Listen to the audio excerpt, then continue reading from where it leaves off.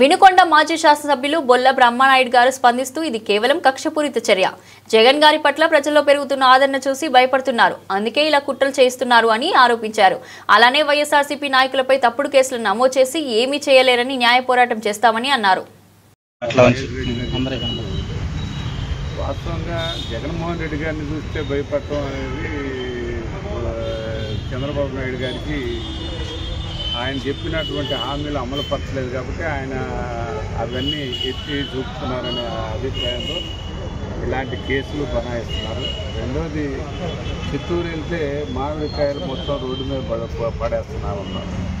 ఇక్కడికి పల్నాడు వస్తే ధాన్యం కొనేవాళ్ళు లేరు, పల్నాడు వస్తే పొగాకు కొనేవాళ్ళు లేరు, పల్నాడు వస్తే అప్పడాలు కొనేవాళ్ళు లేరు, పల్నాడు వస్తే గొడవలు అక్రమ కేసులు వైఎస్ఆర్ కాంగ్రెస్ పార్టీ నాయకుల మీద కార్యకర్తల మీద పెట్టడం తప్ప మరొకటి కాదు. ఇక్కడికి మేము వచ్చింది దేనికి, ఏం చేసామని, మేము ఏదన్నా ఎలిగేషన్ చేసామా, ఎవరి మీదన్నా గొడవ పడ్డామా, ఏది లేకుండా మా మీద ఇలాంటి కేసులు పెట్టి పోలీస్ స్టేషన్ చుట్టూ తిప్పడం అనేది ఒక ప్రతిపక్షాన్ని, ఒక మాజీ శాసనసభ్యుల్ని ఈ విధమైనటువంటి ఇలా పోలీసుల దగ్గరకు వచ్చి 18 వేసేపించి ఇలా కూర్చోబెట్టడం ఎంతవరకు కరెక్ట్ అని అడుగుతూ ఉన్నాం.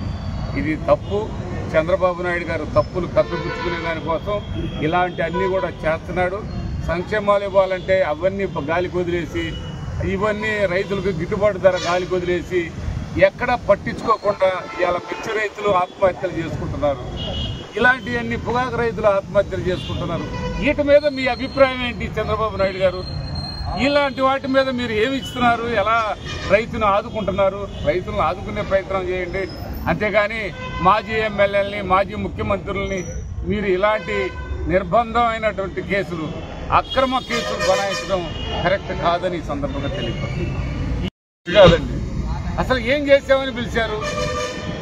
అసలు మహేష్ రెడ్డి గారు ఏం చేశారు, బ్రహ్మనాయుడు గారు ఏం చేశారు, ఏం చేశారని పిలిచారండి? అది ఒకసారి గమనించాల్సిన అవసరం ఉందని. ఇలాంటి కేసులు బనాయిస్తే బెదిరే పరిస్థితి అయితే లేదు. కంపల్సరిగా రైతుల పక్షాన, ప్రజల పక్షాన వైఎస్ఆర్ కాంగ్రెస్ పార్టీ పూర్తి స్థాయిలో పోరాటం చేస్తామని ఈ సందర్భంగా తెలియపరుస్తున్నాం.